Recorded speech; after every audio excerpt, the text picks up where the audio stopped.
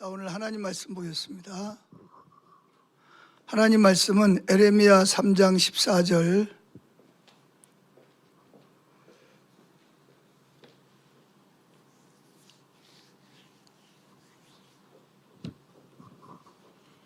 에레미야 3장 14절 다 찾으셨나요? 다 같이 읽습니다. 여호와의 말씀이니라. 배역한 자식들아 돌아오라. 나는 너희 남편이라. 내가 너희를 성읍에서 하나와 족속 중에서 둘을 택하여 너희를 시온으로 데려오겠고. 아멘. 오늘은 종교적인 희생과 거룩한 강박관념에 대해서 좀 살펴보려고 합니다. 위로 올라가요?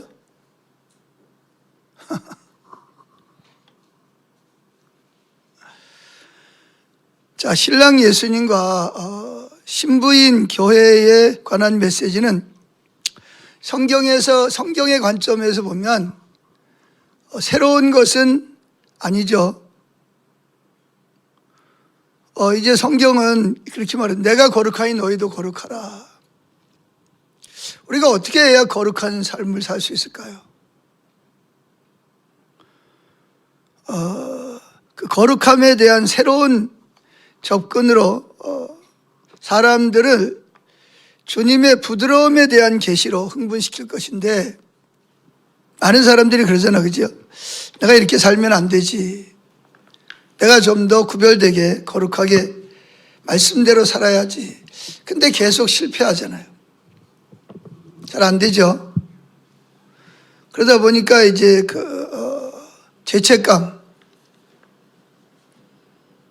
죄책감에 시달리게 되고, 또 하나님과 친밀한 교제를 나누는데 많은 방해를 가져오는 요인이 되기도 합니다. 그럼 우리가 어떻게 하나님이 내가 거룩하니 너희도 거룩하라. 거룩이라는 말이 이제 구별됐다는 거죠. 세상 사람들과 세상과 구별된, 그걸 이제 거룩이라고 말합니다. 어떻게 그런 삶을 살 수 있는가? 그래서 우리가 어떤 하나님에 대한 두려움 때문에 내가 그렇게 살아가지 않으면 하나님께 혼날까봐, 또는 내가 하나님 뜻대로 못 살면 수치감 때문에, 아닌 하나님의 마음 속에 있는 저와 여러분을 향한 불타는 그 사랑 때문인 것입니다. 인간의 마음을 의롭게 구별되게 거룩하게 살도록 움직이는 가장 최고의 방법이 뭐냐? 가장 최고의 방법은 바로 사랑 안에서 역사하는 매혹과 흥분을 통해서입니다. 그래서 세계적인 그 예언 사역자 중에 한 사람인 폴 케이는 마지막 때에 하나님께서 예수 그리스도의 신랑과 신부에 대한 계시가 수백만 명의 사람을 돌아오게 할 것이다. 하나님께로 돌아오게 할 것이다. 라고 예언을 했습니다. 특별히 에레미야 3장 14절에서 하나님께서 나는 너희를 사랑하는 신랑이다. 이것이 이제 수많은 젊은이들에게 영향을 미쳐서, 요즘 세상에 젊은이들 얼마나 재미있는 게 많아요, 그죠?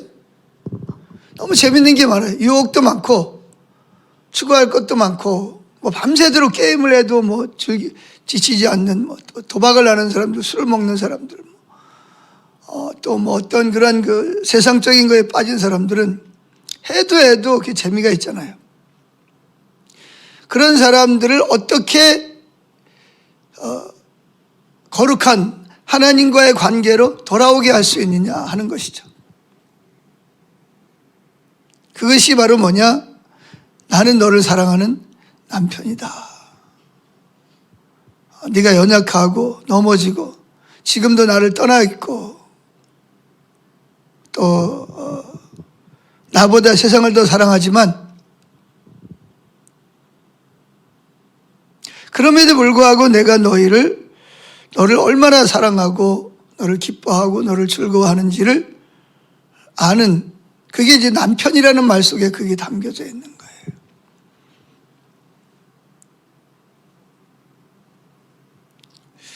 그래서 나는 너를 사랑하는 신랑이니라 라고 표현한 것처럼 그러한 개념을 가지고 내가 하나님 앞에 돌아올 뿐만 아니라 내가 구별된 거룩한 삶을 교회에서 뿐만 아니라 가정에서 뿐만 아니라 일터에서 사회에서 그런 선교사의 삶으로 인해서 많은 사람들에게 영향을 미치는 삶을 살게 하는 가장 핵심적인 메시지가 뭐냐는 거죠. 첫째, 본인도 변하고 다른 사람을 변화시키게 할 수 있는 특별히 하나님을 떠나서 예수를 믿고 구원을 받았지만 여전히 세상의 연락과 즐거움에 빠져서 사는 사람들을 하나님께 돌아오게 할 수 있는 부차적인 그런 동기가 있어요. 그래서 다윗은 거룩함이 무엇인지를 알았습니다. 그래서 그는 이렇게 고백을 하죠. 시편 86편 2절에 보면 본인 스스로가 이렇게 고백을 합니다. 나는 경건하오니 내 영혼을 보존하소서. 내 주 하나님이여 주를 의지하는 종을 구원하소서. 여기 보면 나는 경건하다. 나는 거룩한 삶을 사는 사람이라는 거예요.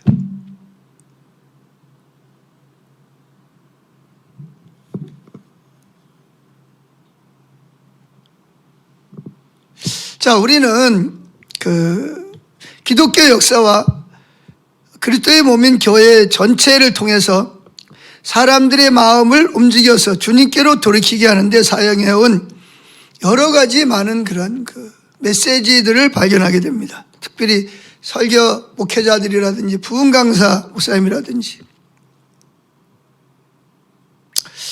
그런 분들은 많은 사람들이 하나님께 돌아오고 구별된 삶을 살게 하기 위해서 여러 가지 방법의 메시지를 선포하고 다양하게 사람들의 심금을 울려왔습니다. 몇 가지 살피면 첫째, 어떤 이들은 하나님을 떠나 세상에 연락에 빠져 있는 사람들에게 돌아오게 하기 위해서 심판의 메시지를, 그래서 그들에 대한 두려움을 강조했습니다. 회개하십시오. 그러지 않으면 영원한 지옥의 형벌을 받게 될 것입니다. 자, 이 부분은 성경적인가요? 아닌가요? 성경적이죠. 왜? 예수님도 회개하라. 천국에 가까웠느니라. 그리고 여러 가지 지옥에 대한 말씀도 하셨어요. 이것은 분명 회개에 대한 성경적인 동기부여임에 틀림이 없습니다.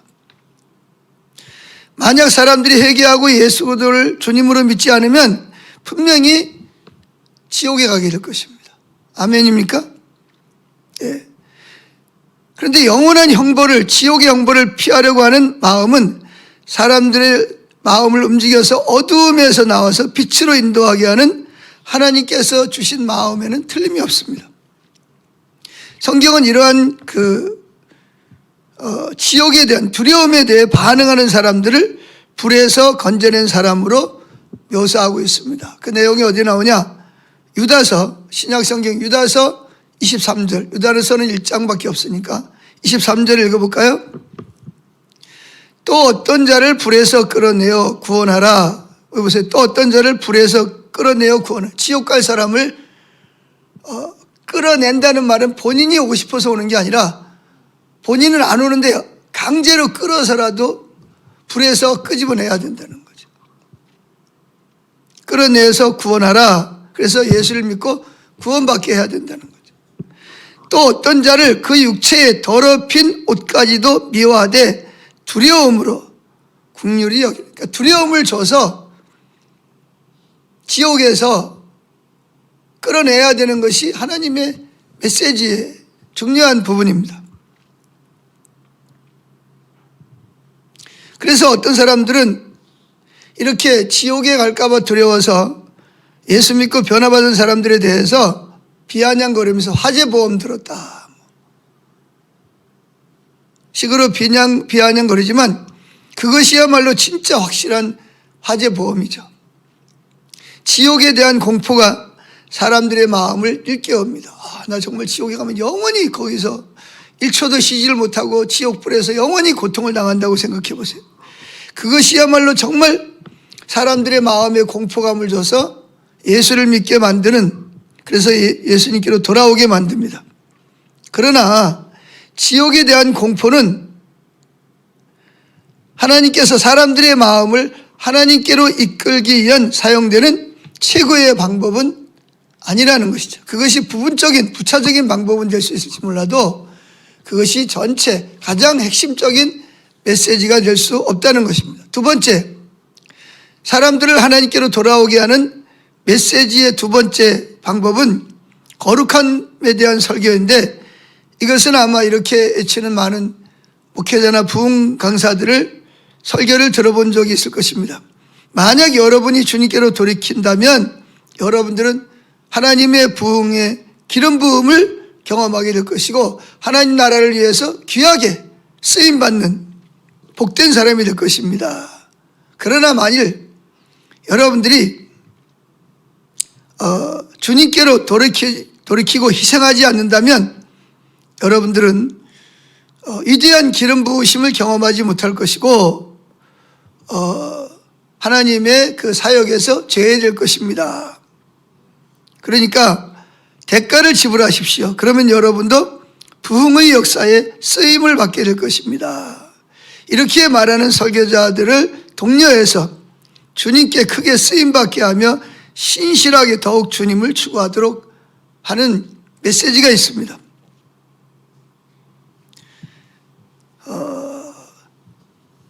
자, 근데 문제는 뭐냐면 여기에 이제 또 한 가지 문제가 있어요. 뭐가 문제냐면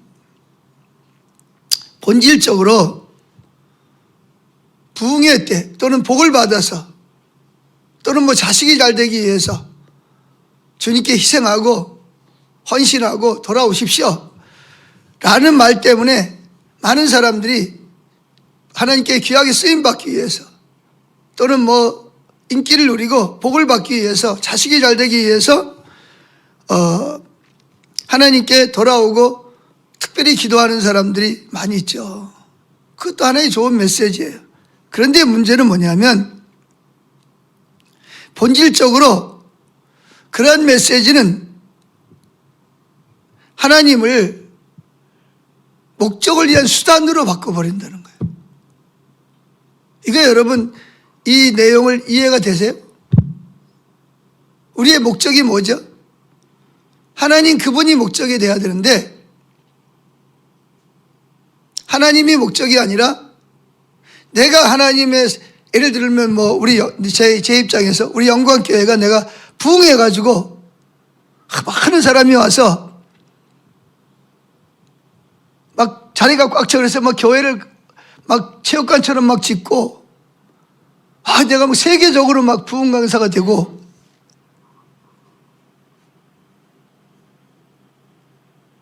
그러기 위해서 내가 부흥회 때 하나님께 쓰임받기 위해 또는 여러분들이 뭐 여러분 자식이 뭐 잘 돼가지고 좋은 대학을 가고 뭐 좋은 데 취직하고 뭐 법관이 되거나 뭐 재벌이 되거나 뭐 위대한 뭐 사람이 되거나 뭐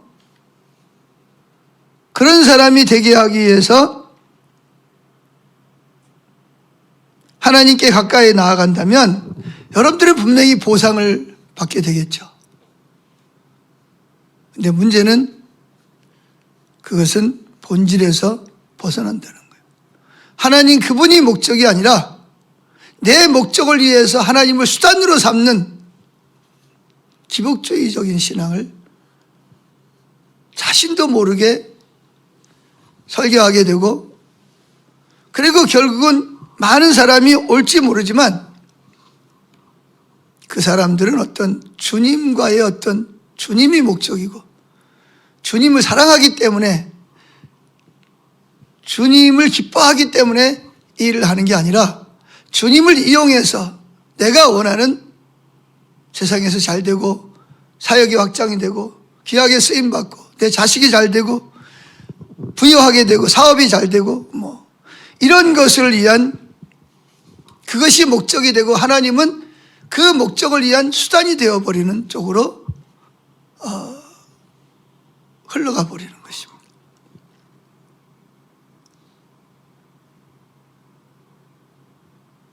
그래서 분명히 성경에 보면 이런 것도 부분적으로 나와 있습니다. 만약 우리가 하나님께로 가까이 나아가면 부흥과 같은 보상을 얻게 되고 사업이 잘 되거나 자식이 잘 되는 그러한 또 보상을 얻을 수도 있습니다. 그러나 이건 하나님 그것 자체가 동기가 됐을 때 하나님은 수단으로 변질되어 버리는 거예요. 그래서 이러한 긴급한 분명 어떤 이들에게는 아주 잠시 동안 하나님께서 일하시는 부분이 될 수도 있습니다. 하지만 이것이 계속되면 계속될수록 점차로 능력은 사라지게 됩니다. 생명은 거치게 되고.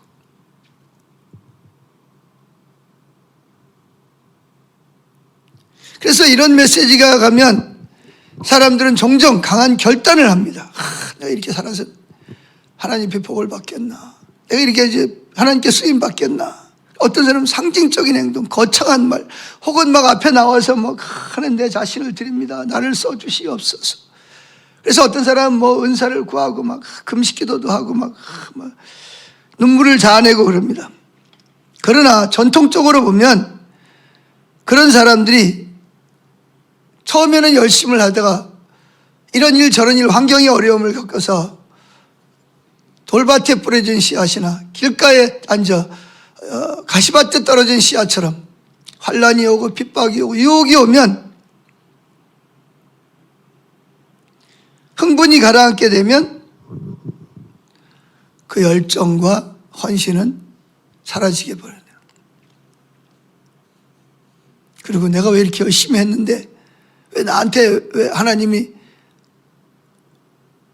그럼 내가 원하는 걸 안 주시는 거야? 이스라엘 백성들처럼. 그래서 그들은 40년 동안 하나님을 근심시키고 하나님을 시험하고 대적하잖아요.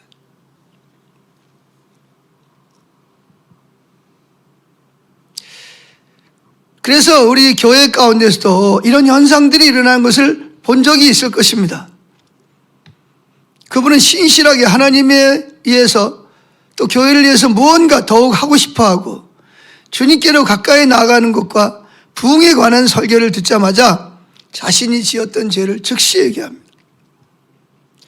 아마 그는 성경 공부반에 등록을 하거나 교회의 모든 기도 모임에 참석할 것입니다. 그러나 얼마 후 문제가 발생합니다. 넘어지고 죄악에 빠지거나 어리석은 일을 합니다. 그의 실패로부터 의심의 구름이 피어오르기 시작을 해서 그가 했던 처음 결심까지도 흔들리게 말합니다. 부흥은 사라지고 추구했던 복은 사라지고 더 이상 그의 헌신을 계속 유지할 수 있는 어떤 동기도 남아있지 않게 되어지는 것입니다. 그래서 다시 과거에 그랬던 것처럼 그냥 적당히 평범한 신자로 돌아가 버립니다. 비록 거룩함에 대한 이러한 형태는 동기부여도 물론 성경적이지만 이것 또한 하나님의 백성들을 위해서 하나님이 사용하시는 최고의 방법은 아니라는 거예요. 세 번째, 사람들이 하나님께로 돌아오게 하기 위해서 설교자들이, 부흥 강사들이 사용하는 메시지 중에서 역사를 보면 그리스도의 몸된 교회의 다른 지도자들은 수치에 대한 두려움을 가지고 사람들에게 동기를 부여했고 또 선언했습니다. 당신 지금 그렇게 신앙생활을 했다가는 사업이 망할 수 있고 아이들이 어려움을 당할 수도 있고 귀신에게 들릴 수도 있고 당신이 붙잡혀서 수치를 겪을 수도 있고 당신이 만약에 범죄하면 당신은 모든 사람들 앞에서 드러내놓고 모욕을 당할 것입니다. 이런 설교를 들으면 얼마나 등골이 오싹하죠.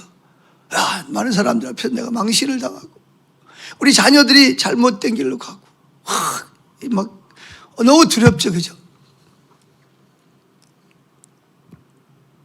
수치감의 고통이 얼마나 큰가.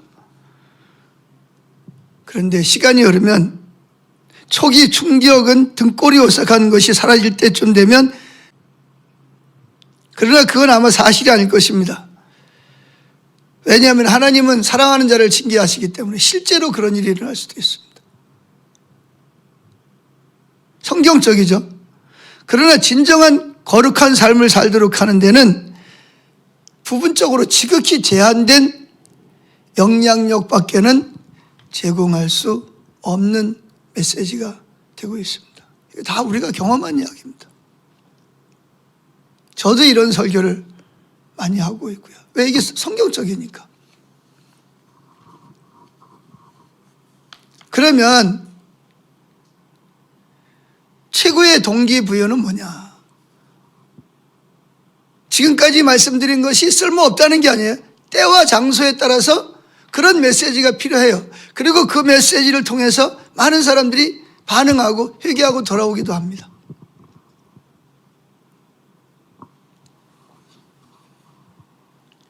그럼 최고의 동기부여, 하나님께서 정말 하나님의 백성들이 하나님께 돌아오도록 하시는 가장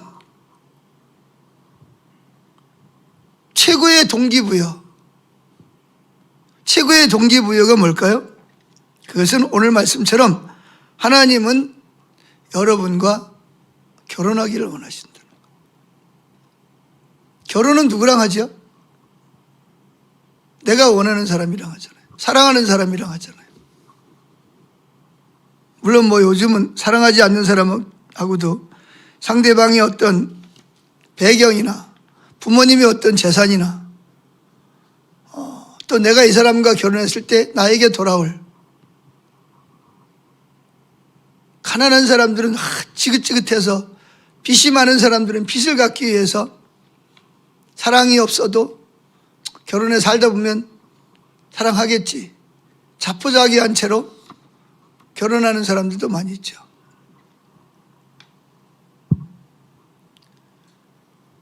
그럼 오래 가지 못하죠. 그래서 최고의 동기부여가 뭐냐? 나는 너를 사랑한다. 그래서 로마서 6장에 내가 내가 연약할 때, 죄인 되었을 때, 원수 되었을 때 나를 사랑하신 하나님. 내가 뭘 많이 해가지고 사랑스러운 게 아니라 하나님을, 우리가 타락하고 범죄하고 하나님을 떠난 걸 알면서도 하나밖에 없는 외아들을 십자가에 못 박아 주시기까지, 성령을 주시기까지 우리를 사랑하시고, 상사병 걸렸다고 네가 나를 한번 쳐다보는 것으로서, 너의 작은 목걸이로 인해서 네가 내 마음을 빼앗았다라고 말씀하시는 그 사랑의 관계로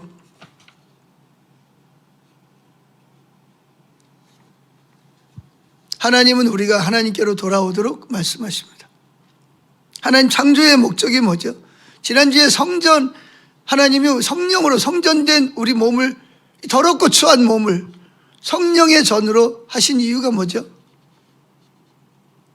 하나님은, 성령 하나님은 하나님이신데, 거룩하신 분인데 왜 많고 많은 거룩한 것들, 차라리 우리 마음은 만물 중에 가장 악하고 더럽고 추한 게 사람의 마음이잖아요. 그래서 산에서, 이딴 곳에서 짐승을 만나는 것보다 사람을 만나는 게 제일 무섭다 그러죠. 그런데 그 더러운 우리의 몸을 성전 삼으시고 들어와서 거하시기를 원하시는 하나님의 그 신랑과 신부로서의 사랑. 그래서 하나님은 자신이 창조하신 인간의 마음을 가장 잘 아시는 분이 누구죠? 하나님이십니다. 그래서 그의 백성들을 거룩함으로 인도하도록 어떻게 완벽한 동기를 부여해야 되는지를 알고 계시는 거예요. 그게 뭐죠? 오늘 말씀처럼 배역한 자식들아 돌아오라. 나는 너희 남편이다. 나는 여전히 너를 사랑한다. 호세아서에 나와 있는 것처럼. 고멜이라는 여인이 뭐예요? 결혼하기 전에도 음탕했어요. 하나님이 호세아 보고 가서 결혼해라 그러죠. 결혼했습니다. 그래도 호세아는 아무리 음탕해도 결혼하면 좀 성숙한 여인이 되지 않을까. 그런데 아닌걸. 결혼했는데도 뭐 나가서 다른 남자랑 이 남자 저 남자 막 돌아다니면서 막 그래가지고 애를 낳는데 이게 누구 자식인지도 모르고.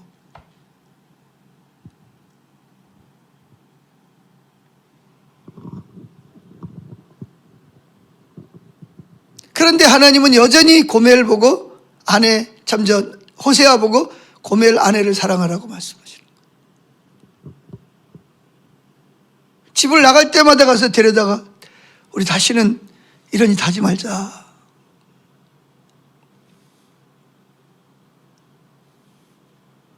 얼마나 그 호세아가 마음이 그냥 확 어떻게 줘받고 패대기 쳐버리고 이혼장 줘서 딱 끊어버리고 그러고 싶은 마음이 얼마나 많았겠어요. 그런데 주님은 아니다. 그 여인이 어디 있으니까 가서 데려와라. 사랑해줘라. 와, 그래서 내가 그걸 호세아를 보면서 야, 선지자 노릇은 못해먹겠구나. 여러분 같으면 선지자 하겠어요? 예? 하겠어요? 예?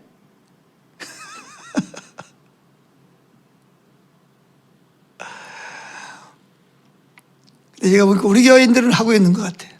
호세아처럼. 근데 나중에는 어떻게 합니까? 집을 나가서 안 들어와요. 호세아가 어떤 게 혼자 상상을 해보는 거예요. 호세아 마음이 야 하나님 감사합니다. 잘 됐습니다. 이제 안 들어오는군요. 하나님도 말씀을 안 하시니까. 그런데 어느 날 주님이 또 오셨습니다. 주님 또 왜 오셨어요? 또 무슨 이야기 하시려고 오셨어요? 주님이 오는 게 별로 반갑지 않았을 거예요. 뭐라 그러죠? 네 아내 고멜이 제비한테 걸려가지고 돈 다 빨리고 창녀촌에 팔려갔다. 호세아가 그랬을 거예요. 그게 뭐 나하고 무슨 상관이 있는데요. 고멜이 포주한테 줘야 될 돈이 얼마다. 너희 돈 가져가서 고멜을 다시 사오너라 그러는 거예요.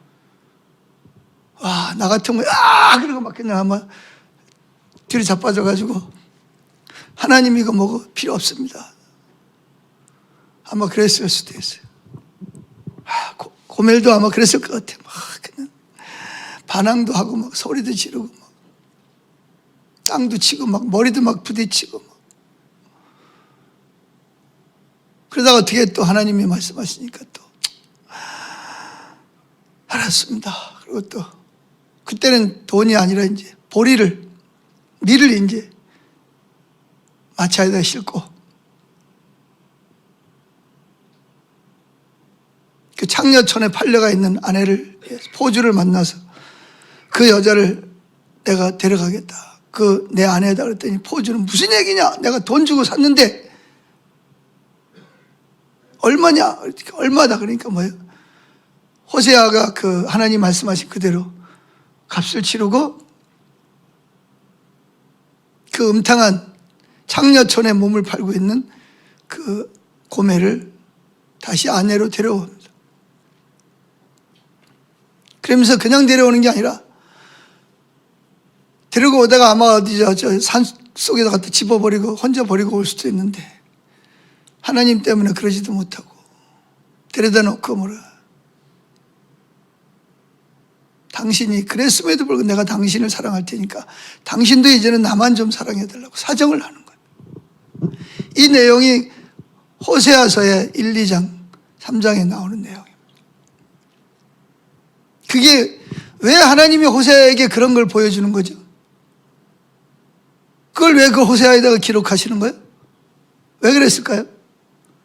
하나님의 마음이 지금 하나님 백성들 때문에 지금 하나님 마음의 사랑이 그렇다는 거예요. 너희들이 나를 버리고 우상을 숭배하고 온갖 음행을 저지르고 온갖 죄를 저질러도 나는 여전히 너희들을 사랑하고 있고 너희들을 데려올 것이다.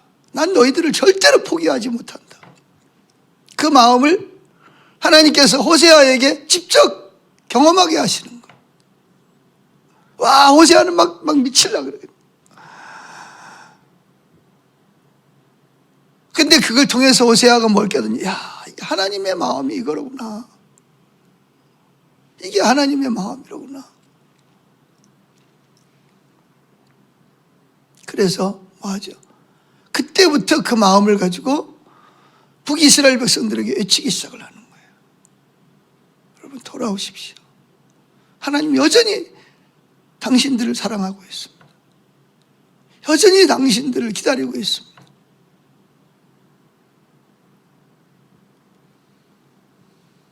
에레미야도 마찬가지죠. 지금 막 하나님의 심판이 바빌론에 의해서 지금 1차, 2차, 3차에 걸쳐서 침공을 당하고 나중에 성전이 무너지잖아요. 그러는데도 불구하고 에레미야 말을 거짓말이다, 거짓 선지자다, 저놈이 우리나라를 망하게 하는 매국노다, 그래가지고 때리고 막 죽이려고 물없는 갖다가 가두고 음식도 안 주고 막 착고에다 채우고.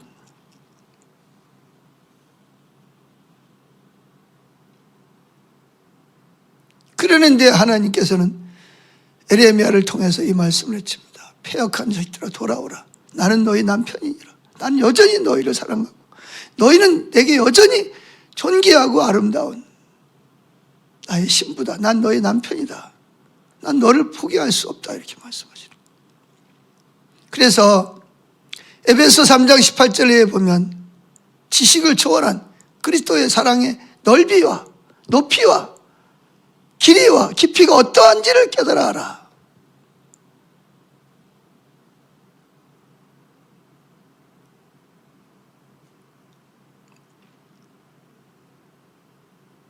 그래서 이 계시야말로 모든 것을 주님을 위해서 포기하도록 하는 가장 높고 효과적인, 성경에 나온 가장 핵심적인 메시지예요. 주님의 마음이에요. 우리 아까 주님의 마음 했잖아요. 주님의 마음이 바로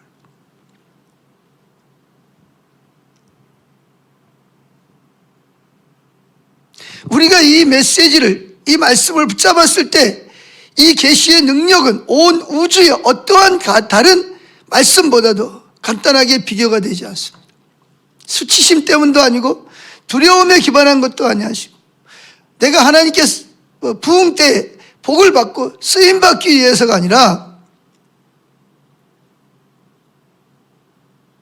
본질적으로 주님을 향한 사랑에 대한 열망 때문에 하나님께 돌아오게 하는, 그리고 어떠한 물질에 대한 유혹이나 핍박이나 미혹도 그 열망을, 그걸 가로막고 우리를 빼앗아갈 수가 없어요. 근데 이게 안 되면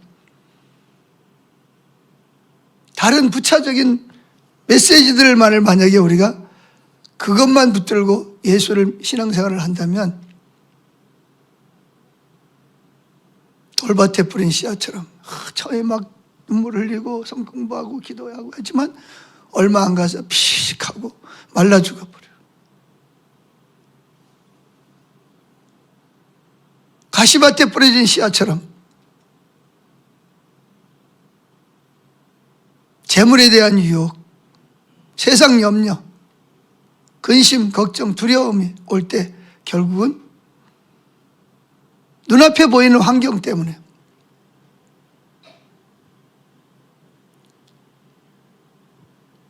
주님을 그 미혹에 넘어갈 수밖에 없는 그런 결과를 가져오는. 그래서 좋은 밭에 떨어졌다는 것이 뭐냐? 여러분 오해하지 마세요. 지옥은 정말 있습니다. 그죠? 지옥은 정말 있어요. 또 우리가 하나님을 떠나면 수치감, 심판도 있어요. 또 징계도 옵니다. 부끄러움을 당할 수도 있어요. 나만 아니라 내 자식들까지도. 사업에도 문제가 있을 수 있고요. 귀신의 억압을 당할 수도 있고요. 또 내가 주님을 위해서 헌신하고 섬기고 할 때, 부흥 때 하나님께 쓰임받고 사업이 잘 되고 자식이 잘 되고 인기가 누리고 지위가 올라갈 수도 있어요. 그런 건 다 성경적이에요. 그러나 하나님이 성경에서 말씀하시고자 하는 핵심적인 메시지는 아니라는 거죠.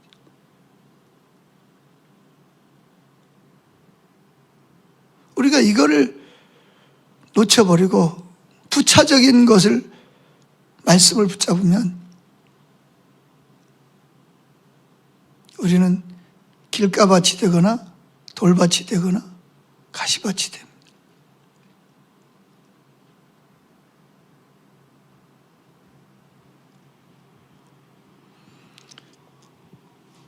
그래서 가장 핵심적인 메시지가 뭐냐? 나에게로 돌아와라.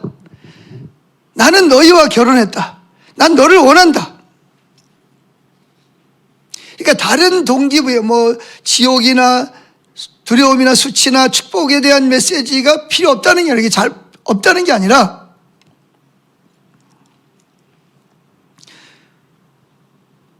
우리가 어떤 세상에서 구별되게 살고 교회에서나 가정에서나 일터에서 사회에서 공적인 일 가운데서도 우리가 정말 구별된 거룩한 삶을 살게 하는 가장 핵심적인 하나님 우리 마음을 가장 잘 아시기 때문에 하나님이 우리에게 말씀하시는 가장 핵심적인 동기는 나는 너를 원한다는 거죠. 난 너를 사랑한다.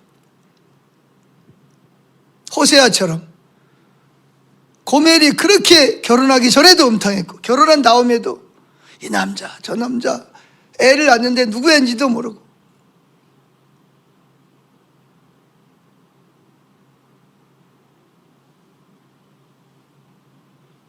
그런데도 불구하고 주님은 호세아의 선지자에게 이혼을 못하게 하고 용서하고 또 용서하고 또 받아들이고 또 받아들이고 얼마나 호세아가 고통스러웠겠어요. 그러다가 나중에는 결국은 창녀촌에 팔려가서 근데 주님은 가서 사와라. 그래서 예수님 십자가에서 우리 죄값을 다 치르고 죽어서 하나님이 인간이 돼서 오신 것도 뭐한데 그분이 우리의 죄를 담당하시고 십자가에 죽으시고 무덤에 내려가셨다가 3일 만에 부활하사 우리를 의롭게 하시고 그리고 성령을 우리 몸을 성전 삼으시고 떠나지 아니하시고 함께 하시기 위해서 우리 몸을 성전 삼고 들어오시는 그분의 내가 그분 앞에 내가 얼마짜리 예수님짜리잖아요. 사회에서 구별된 삶을 살게 하는 가장 중요한 핵심 하나님의 그 동기부여 메시지는 바로 이 메시지죠. 돌아와라. 돌아오라는 말은 이미 하나님을 떠났다는 거잖아요. 나는 너희를 사랑하는 남편이라. 내 마음은 사랑으로 불타고 있으며 너와 긴밀한 사랑의 교제를 갈망하고 있다. 나는 너와 가까운 관계를 원하며 마음 대 마음의 교감을 원한다. 이러한 자극으로 하나님께서는 우리에게 손짓하시며 세상과 타협을 제거하고 타락해서 떠나라고 말씀하시죠.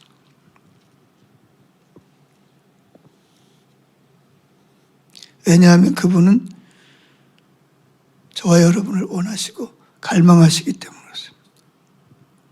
주님께서는 그들의 즐거움을 다른 곳에서 찾고 있는 배역한 자식들을 향하여 부르짖고 계십니다.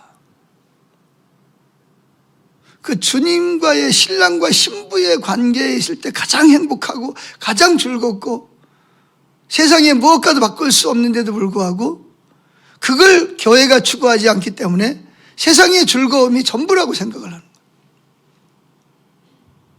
그게 가장 즐거움을 준다. 돈이, 명예가, 인기가, 직장에서의 그 진급이, 명예가, 내가 이것만 가지면 내가 천하를 얻는 것처럼 영원히 즐거워할 것 같아요.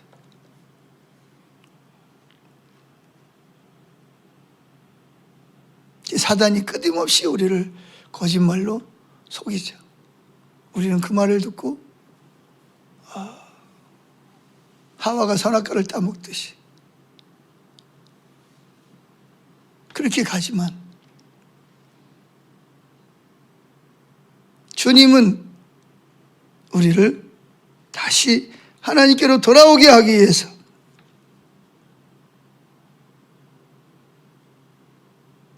이 메시지를 전하셨고, 실제로 예수님이 하나님이 인간의 몸을 입고 여자의 몸을 빌어서 이 땅에 오셨고 우리 죄를 위해서 죄값을 치르시고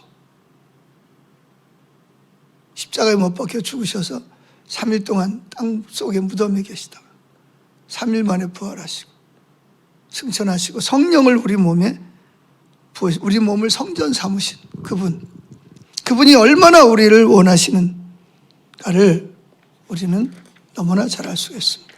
그래서 이런 부분에 대해서 이사야 선지자나 에레미야나 부분적으로 호세아서에서도 부분적으로 설명하고 있지만 마지막 때에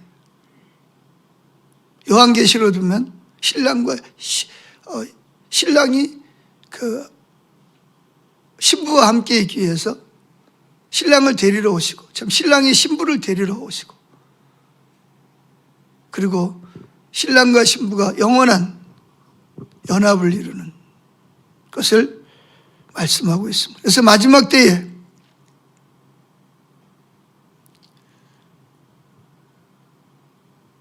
이런 영적인 그런 실상에 초점을 맞춘 설교자들을 하나님이 세우셔서 구원받은 무리들 가운데 자신들이 하나님의 소중한 신부라는 사랑받고 있고 얼마나 하나님이 나를 원하시고 있고 갈망하시고 있고 좋아하시는지를 알게 하시는 것입니다.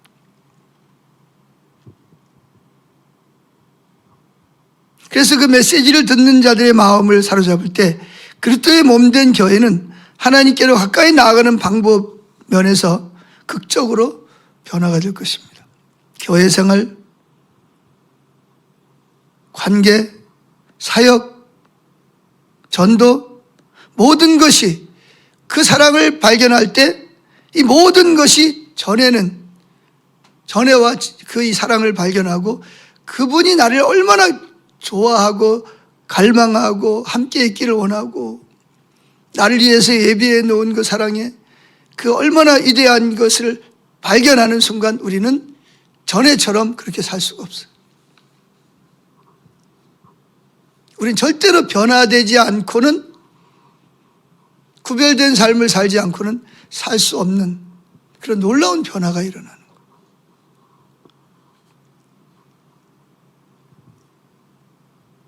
하나님의 사람들은 이 땅을 넘어서 신부가 된 자신의 모습과 그들의 영원한 신랑 되신 예수님의 모습을 이론이 아니라 실제로 마음을 다해서 그래서 운전을 하면서도 걸어가면서도 취미생활을 하면서도 일하면서도 그분을 갈망할 것이고 그분이 나를 얼마나 좋아하고 사랑하고 나를 기뻐하는지를 발견하게 될 것이고 그러면 그분은 하루아침에 180도 달라지진 못할지라도 그분은 자기도 모르게 주님을 사랑하기 때문에 거룩한 사람으로 조금씩 변화될 것이라는 것이죠. 그러면 하나님은 그 사람을 통해서 세상의 빛과 소금이 되게 하시고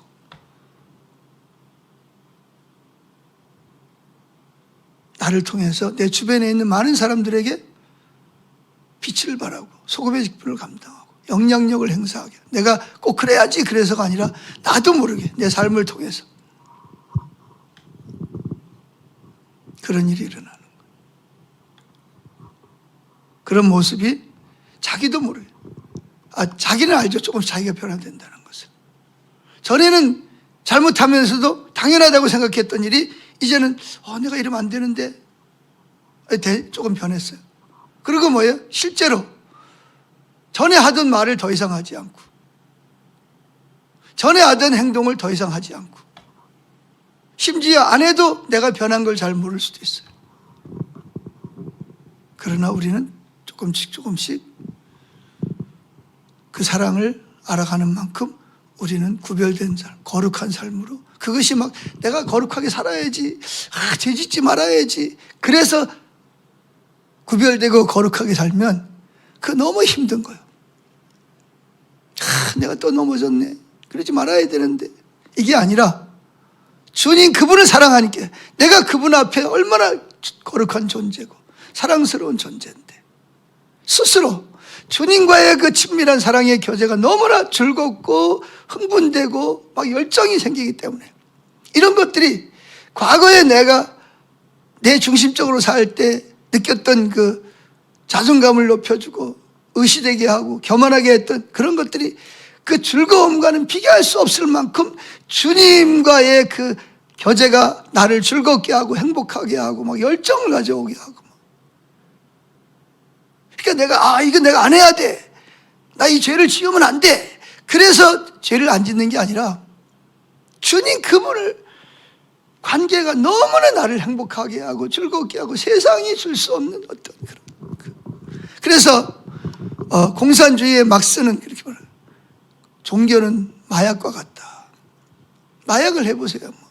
눈에 뵈는 게 없잖아요. 술 취한 사람들 눈에 뵈는 게 없어요. 뭐.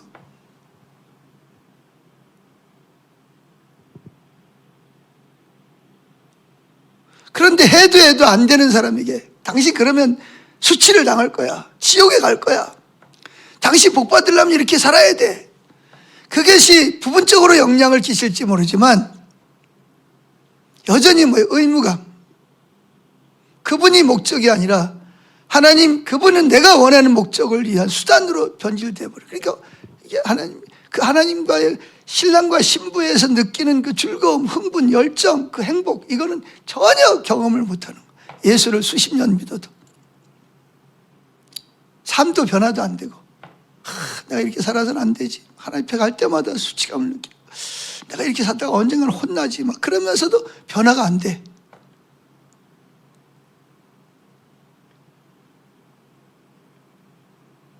근데 안타까운 것은 오늘날 교회는 계속해서 지금까지 실패한 메시지를 계속 성도들한테 던져주고 있다는 거죠. 그러니까 교인들은 안 변하는 거예요. 변하고 싶지 않아서 안 변하는 게 아니라 속에 대한 어떤, 이게 즐거운데, 내 마음대로 사는 게 즐거운데 이익이 온다고 생각하는데 왜 그걸 포기하겠어요? 절대로 자기가 원하는 걸 내려놓지 않죠. 그러나 주님의 사랑을, 주님이 나를 원하는, 내가 이렇게 하나님 앞에 존귀한 존재로구나, 내가 이렇게 사랑받고 있구나, 그래서 그분과의 관계를 하면 할수록 그 희열, 그 기쁨, 그 흥분, 그 열정, 어떠한 핍박과 손해도 감당할 수 없어요. 상급, 천국, 그거는 부차적인 거예요. 주님, 당신이면 저는 만족합니다. 죽어서 천국 가는 거, 전 지금이 천국입니다. 당신과 내가 사는 삶이 바로 여기가 천국이고, 이게 행복이고, 이게 즐거움입니다. 이게 안 되면, 원하는 대로 되면 그때가 감사합니다 막 간증하고, 그러다가 또 환경이 바뀌면 이스라엘 백성들처럼 막 원하는 게 이루어지면 할렐루야 막 소리 솟구치고 막 춤추고 막 하다가 조그만 어려움이 오면 원망하고 불평하고 속에서 막 쓴뿌리가 막 올라오고, 모세를 향해서 돌을 던져서 죽이고 다시 애굽으로 돌아가자.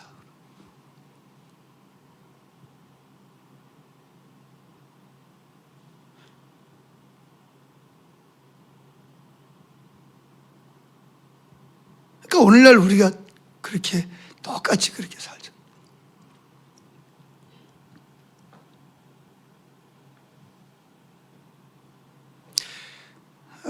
마지막도 해야 되는데 시간이 많이 지났기 때문에 여기까지만 하겠습니다.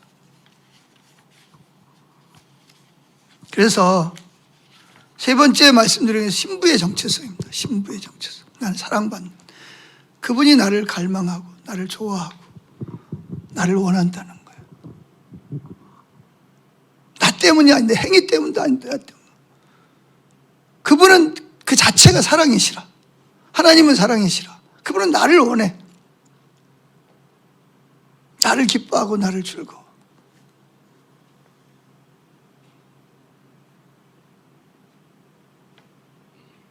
내가 만약에 뭔가를 해서 한다면 그거는 마땅히 내가 받아야 될 상급이고 월급이죠. 그러나 난 한 것이 아무것도 없어. 그런데 그분은 나에게 막 주는 거야, 막. 이건 선물이죠, 선물. 이걸 은혜라 그래, 은혜. 이걸 은혜라 그러는 거야. 사랑이 막 그냥, 나만 바로 막, 눈에서 막 그냥 사랑이 막 뚝뚝뚝 떨어져. 막 좋아가지고 막 사랑스러워서 막 어찌할 바를 몰라, 막. 근데 내가 내 모습을 보면 이건 정말 아닌데, 사람들이 제일 받아들이기 어려워하는 메시지가 제가 오늘 말씀드린 이 메시지를 교인들이 제일 받아들이기 어려워하는 메시지입니다. 내가 뭔가 잘했을 때 그분이 뭐 나를 사랑스러운 눈으로 바라보고 뭐 사랑이 툭툭 떨어지고 그거는 뭐 당연한 거잖아요. 내가 잘했으니까. 근데 나는 하나님 떠났어. 하나님 버렸어. 우상을 가득해. 그런데 폐역한 자들아 돌아오라. 나는 여전히 너를, 내 마음은 여전히 변하지 않았다. 이게 뭐야 도대체 이게. 안 받아들여지. 도저히 받아들일 수가 없어요. 제일 어려운 메시지가 바로 이 메시지. 그래서 우리는 이 메시지를 가지고 하나님 앞에 나가서 진짜 하나님 당신 그런 분입니까? 이 메시지가 진짜 당신의 마음입니까? 하나님을 찾아야 돼. 그래서 하나님의 심장을 열고 그분이 나를 향한 그 사랑과 열정과 그 희열과 무엇으로도 바꿀 수 없는 그 십자가의 그 사랑을 확인해야 돼, 인격적으로. 그러면 우리 삶은 바뀌어요. 내가 바뀌어야지. 이렇게 살면 안 되지. 결단하고 눈물을 흘리고 그게 아니라 나도 모르게 그 주님, 그분이 너무 좋은 거야. 그분과 함께 지내는 시간이, 내 기도하는 그 시간, 그때가 가장 즐겁다. 말씀을 읽는 것이 사도 바울, 다윗은 뭐래? 송이꿀 먹는 것보다 더 단이다. 여러분, 사랑하는 사람과 대화를 나눠보세요. 시간 가는 이 세상에 나밖에 없는 것 같아. 나 혼자만 세상에 존재하는 것처럼. 그 희열, 그 행복감, 누구에게서도 받아보지 못했던 인정감, 안정감, 평안. 그분이 얼마나 위대하시고 놀라우신 분이신지, 전능하시지, 전지하시지. 예? 뭐 하나 부족함이 없는 그분이 나를 원한 나의 신랑이라는 것. 나를 신부라고 하시는 것. 이것이야말로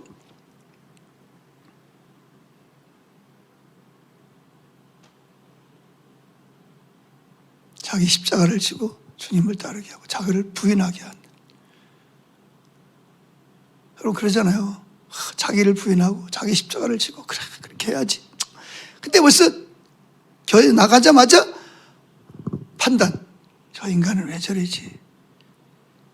판단하고 또 운전하고 가다가 누가 끼어들면 막 또 혈기 부리고 막 싸우고. 그때 하나님 어디로 갔는지 없어져 버렸어. 그리고 그 다음 주에 또 와. 가만히 생각해 보니까 내가 자기를 부인하라 그랬는데, 자기 십자가를 지고 가라 그랬는데 이게 내가 뭐 하는 거냐 지금. 그게 이게 벌써 몇십 년째 계속되는 거예요. 반복되는 거예요. 와, 이건 안 되는구나. 성경은 성경이고 나는 나지. 그러니까 이 행복감, 이 희열, 이 열정, 나를 향한 그 열정, 그분을 인격적으로 알지 못하기 때문에 우리는 내가 가지고 있는 이 세상이 전부라고 생각하는 거예요. 이것은 실제고 주님과의 관계, 성경에서 말하는 거는 그거는 이상. 그 특별한 사람들이나 몇몇 사람들이나 갖는 그거지. 나하고는 상관없는 것이 돼버리는 결과를 가져오는. 그러니까 아무리 구별되게 살고 거룩하게 살고 애써도 우리 삶은 한 발자국도 움직여지지 않는 삶을 사는 거죠. 그런 내가 나를 볼 때 한심스러운 거야. 내가 이게 뭐냐 도대체.